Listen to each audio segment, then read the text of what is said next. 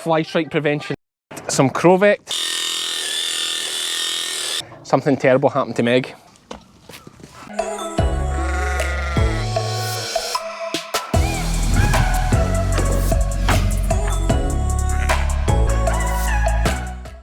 Good morning, sheep fans. Cammie's the name, sheep's the game. What are we up to today, boys? This is my nephews here. This is Wilson and Regan. Wilson obviously named after myself, and Regan named after absolutely no idea. What are you named after, Regan? Here. Not the camera. No, you're named after something else. Wilson, what are you named after? I don't know that. Don't put them under pressure. So that's the workforce, and of course Lizzy and her little one here. This is some good practice for her on the mothering front. Aside from, of course, looking after me like a child every day. The dogs are super keen, but there isn't going to be much work for you today, guys. Fern is just super keen, aren't you, Fern? You have just eyes on the prize. You have just eyes on the prize, Fern. What's this here? Oh. Now I see we put the tups in 2 seconds ago and went and got the camera. I see some have been fighting. They've burst their heads already. Oh, sorry boys. Now what are we doing today? Today we're going to be talking to you about fly strike prevention, because this is just where so many people go wrong. They wait until it's too late to do their fly strike prevention. Now is the time. The weather has changed. It is the 8th or 9th of May. I've actually no idea what date it is. But the weather has changed. It's become muggy and wet and moist, and this is perfect fly weather. And what I find a lot is that people will phone, being a shearer, people will phone and say, Cammie, I'm starting to get a problem with fly strike, can you come and shear my sheep? And that is not really the answer. Yes, of course, I'll come and shear your sheep because I'm a sheep shearer. But what's even better than getting bothered with fly strike is preventing fly strike.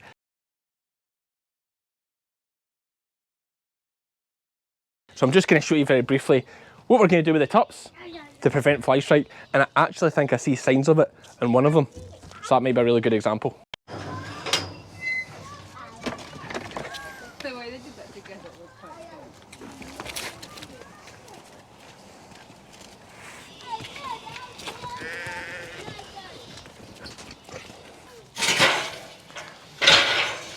Right, you chase them on, Wilson.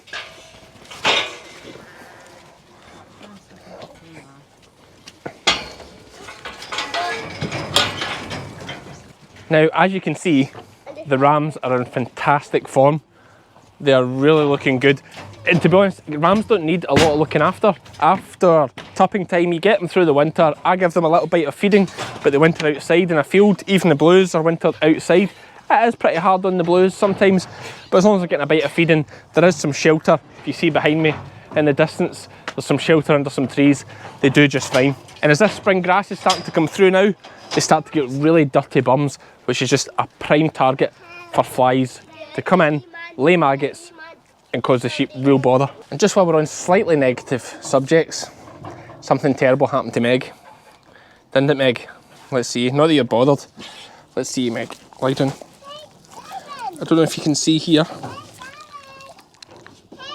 Meg has lost all her front teeth somehow. Now, we don't actually know how this has happened. Whether she's been head to head with a sheep, or she does go walks twice a day with a group of dogs in the village and they throw balls around and things. I'm not sure if something's happened there. But she's neither up nor down. She doesn't seem too fussed about it. I'm more upset about it, I think, than anyone, because it's really sad because they're not going to grow back. But as you can see, Meg's happy with life, so we'll just push on as things are, see how she goes. Okay, so a little close-up look of the boys here. And this is the one in particular I was starting to get concerned about, because as you see, he has got this dirty area over his tail head, and that is a prime target for flies to start landing on and start laying eggs in. So we're going to just cover that with some Crovect, clip any dirty bums in these sheep, and prevention better than cure. What's wrong, Wilson? Did you hurt your finger? Yeah. Look. What did you do? Yeah. Did you touch the sheep? Did you touch the sheep? She's there. Go and touch the sheep. Whoa. Whoa, whoa, whoa. Go touch the sheep, Wilson. Okay. No, good. Okay. Okay, Regan, touch the sheep. Touch the sheep. Anna. Are you scared? Do you want me to lift you up? Yeah. Right, I'll lift you up like this, right? You touch the sheep, you ready? Touch the sheep. Touch the sheep. Are you scared? Don't be scared, I'm here. Look, watch me. What? Touch it. There you go. You touched it. You touched it. That was good, eh? Hey, it's okay. We'll get it later. Right. Okay, the youngest isn't so keen. Neither am I, to be fair, but we better get on with this job. Okay, so the ones that don't have dirty bums, they are just going to get some Crovect. Turn it this way. This is nowhere near as effective as Click for preventing fly strike, but it should give you a good 4 weeks coverage.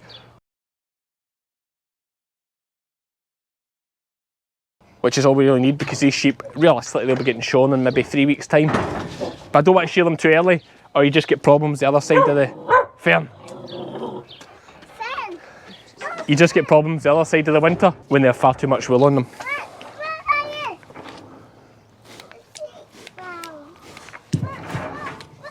And another tip that I didn't realise, most of you will, I am sure, but I was lacking a bit of education on this front. So one thing I used to do that was wrong is I used to set the gun to 20 mil and think these sheep need 40 mil. So I'd set it to 20, I'd do a big stroke down the back and a stroke over the rump.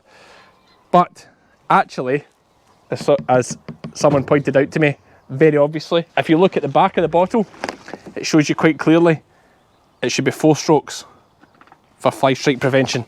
It can be quite hard to work with these sheep once you get them in a corner. So as you can see here, loads of dung. Now I know what you're thinking, Cammy, you're a Heiniger man, why are you using a razor handpiece? And the simple answer really is because Heiniger don't sell the equivalent of this, mainly because to make anything to compete with this, it has to be cheap, probably Chinese made, and that is just like everything against what Heiniger's all about.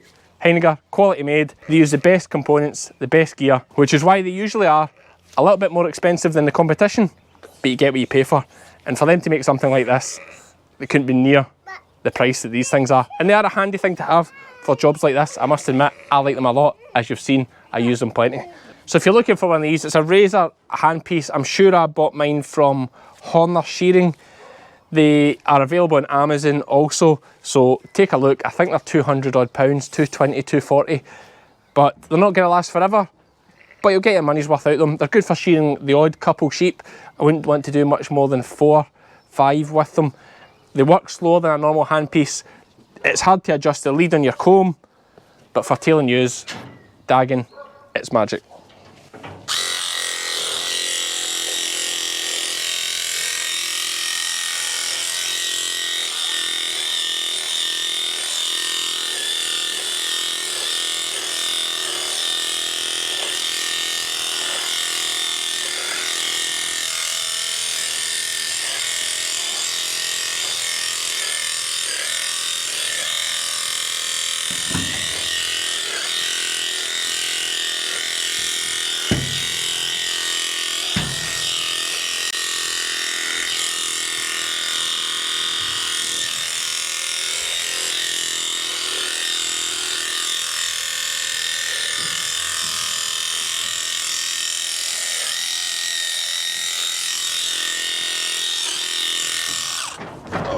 Big.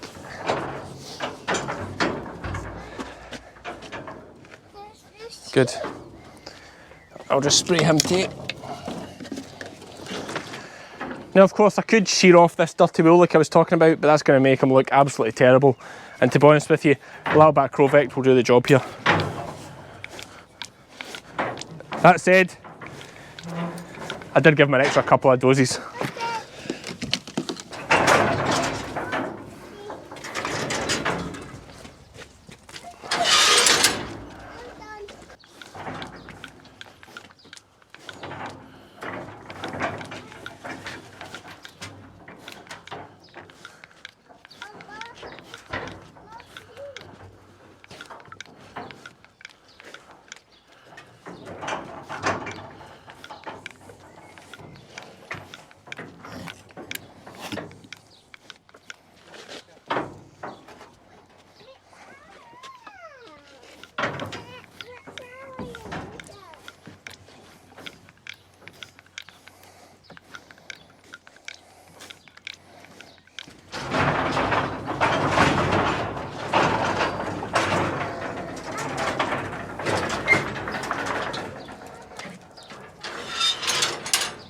So that was a very quick look at the current state of the tups, rams, depending where you are in the world. And now we can forget about those until clipping time, because that will be them safe from flies, their bums are clean, they're covered in Crowvect. And probably the most amazing thing is none of them have sore feet, which is incredible because we haven't had these sheep in for a while and they stopped getting fed a long time ago. So Wilson, you're going to finish this? Okay. You say that's the end of another one, sheep fans, we'll see you for the next one. I can't even see that. Say that's the end of this, that's the end of this one, sheep fans. That's the end of that one, sheep. Where are you going? Come here. Say that's the end of this one, sheep fans. End of that one, sheep fans. See you for the next one. See you for the next one.